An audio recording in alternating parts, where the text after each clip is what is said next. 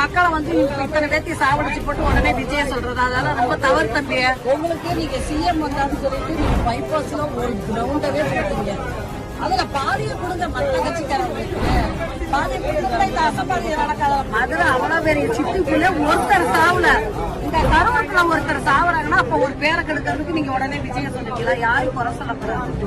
அவரை ஒருத்தர் வந்து 10 நிமிஷம் பேசிட்டு பேருவாரு. இதுல பாதிக்கப்பட்டது நாங்க தான் தம்பி. கோடிக்கணக்கில் மக்கள். நாங்க எப்படி நாளைக்கு யாரை நம்பிட்டு எப்படி நாங்க ஓட்டு போறது? எங்களுக்கு எந்த ஒரு உரிமையுமே இல்லைன்னா அப்ப ஏடிஎம்கேட இந்த மாதிரி ஒரு அசம்பாவிதம் நடந்துச்சா? டிஎம்கேட இந்த மாதிரி அசம்பாவிதம் நடந்துச்சா? கிடையாது. விஜய் வந்து மதுரை போனாரு, திருச்சி போனாரு, நாமக்கல் போனாரு. மதுரை அவ்வளவு பெரிய சிட்டுக்குள்ள ஒருத்தர் சாவல. இந்த கருவத்துல ஒருத்தர் சாவறாங்கன்னா அப்ப ஒரு பேரை கெடுக்கிறதுக்கு நீங்க உடனே விஜய சொல்லிக்கலாம். யாரும் குறை சொல்லக்கூடாது. நீங்க அவருக்கு தனியா ஒரு இடம் கொடுத்துருந்தா ஆனா ரசிகர்னு கூட பார்க்க வந்திருப்பாங்க, அரசியலுக்கு வராருன்னு கூட பார்க்க வந்திருப்பாங்க. அவர் என்ன சொன்னாரு? இளைஞர் பட்டாளங்கள் வந்தாவே, இளைஞர்கள் வந்தாவே போதும்னு சொன்னாரு. இப்ப மக்களை வந்து இத்தனை பேர்த்தி சாவடிச்சு போட்டு உடனே விஜய சொல்றது அதெல்லாம் ரொம்ப தவறு தம்பி. ஓட்ட போட்டு நாங்க தானே ஜெயிக்க வச்சோம். அப்ப எங்களுக்கு தானே அந்த உரிமை. நீங்க வந்து அராஜகம் பண்ணியெல்லாம் யாருக்கும் ஓட்டு வாங்க முடியாது.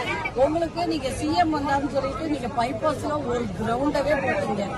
அதுல பாதியை கொடுங்க மற்ற கட்சிக்காரங்களுக்கு.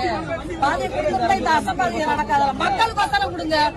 அவரை ஒருத்தர் வந்து 10 நிமிஷம் பேசிட்டு பேருவாரு. இதுல பாதிக்கப்பட்டது நாங்க தான் தம்பி. கோடிக்கணக்கில் மக்கள். நாங்க எப்படி நாளைக்கு யாரை நம்பிட்டு எப்படி நாங்க ஓட்டு போறது? எங்களுக்கு எந்த ஒரு உரிமையுமே இல்லைன்னா எதுவுமே நாங்க கேட்க கூடாதுன்னா நாங்க எப்படித்தான் யாரைத்தான் நம்பி இருக்கிறது?